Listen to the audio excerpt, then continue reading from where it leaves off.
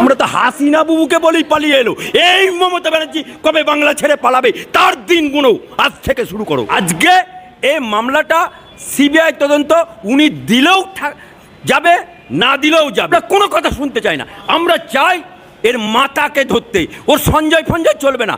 এরকম সঞ্জয় প্রতিটা মেডিকেলে আছে। আরে সঞ্জয় রায় তো বলির ফাঁটা হয়েছেই, একে তো ধনঞ্জয় করার চেষ্টা চলছে। কিন্তু আজকে যে পিএম রিপোর্টে যে পাওয়া গেছে, ওই মৃত ডাক্তারের ভেতরে যে দুটো বীর্য পাওয়া গেছে, সেটা তো একজনের হয় না, অর্থাৎ একাধিক মানুষের হয়। তাহলে আজকে ডাক্তার খুন করে মনে করছে পার পেয়ে যাব।